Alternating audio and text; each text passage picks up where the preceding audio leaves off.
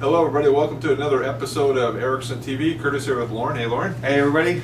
Hey Lauren, I think both of you and I agree that we love small businesses. That's right. In fact, we're a small business ourselves. Right.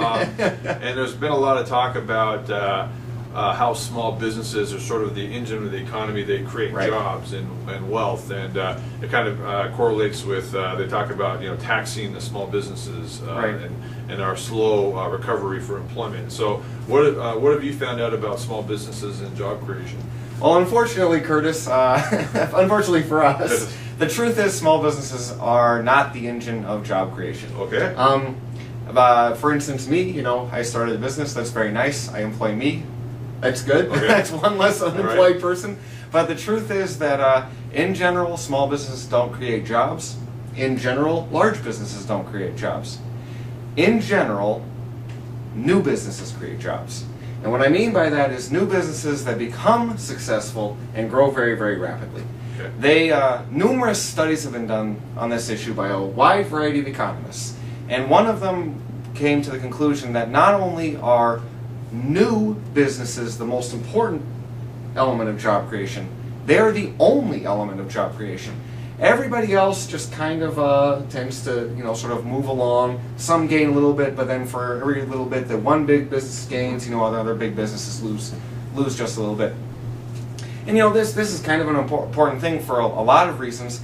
For one thing, I think it's important just to say things that are true because they are true. Right. A lot of people can get into this notion that we need to protect our biggest industries because they employ a lot of people, or that we need to protect small businesses because they supposedly employ a lot of people. Well, the truth is that it's the growing businesses that create all the new jobs. But here's the interesting thing. Of course, no one can predict which small business is going to be the growing business. Right. Investing in a brand new business is a very risky proposition. Yeah, exactly. Because it's not that most of them fail, but most new businesses just kind of never really get past where they are. Right. They get to having maybe 2, 3, 4, 5 employees, and then that's just sort of it. Right. Or a lot of times new businesses are created just to give the employer income. Right. Yeah. That's it. Yeah. Exactly. Yeah. Sole proprietorship or something.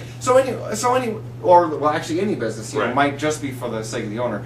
So the problem is that whenever you try to come up with these ideas about how to create jobs, and which I would love for us all to come up with. I mean, nobody likes unemployment. Right. I certainly don't like unemployment. Right. The problem is that the actual creator of new jobs is something that you can't predict. Right. Right. However, there is something about this that I think is at least somewhat beneficial to people who are investing. Similar to the fact that it's growing companies, small companies that grow into big ones that create all the jobs. In the stock markets, what creates most of the returns over a long period is very small companies that grow into very large ones. Right. Yeah, we've talked about that premium of returns for small growing businesses is actually the biggest when they're smaller. Right. And then as they become bigger, the premium kind of goes away. That's right. So that correlates with what you're saying. Yeah. And of course, the other side of it is you can never predict which one of them is going to become the one that. So when you can never predict which one is going to be the one that really succeeds. Right. So when we invest, we put a lot of effort into making sure that people are invested into the smallest of small companies because they're the ones that are going to grow to become the next really successful companies. Right. We also don't make any attempt to predict which one is going to succeed. We invest in all of them. Right. So a way the viewer of this video can harness the growth engine of small businesses if they want to invest with them is to invest in a index of small growing companies to capture that additional return. Just trying to rephrase that as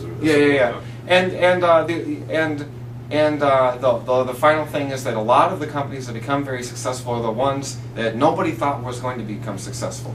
Right. So they're the overlooked companies, the ones that are the opposite of the ones that are getting all the media attention. Right, very good. Well, thank you, Lauren. So thank you for watching this episode of Erickson TV, and we'll see you next time. Bye now. See you next time.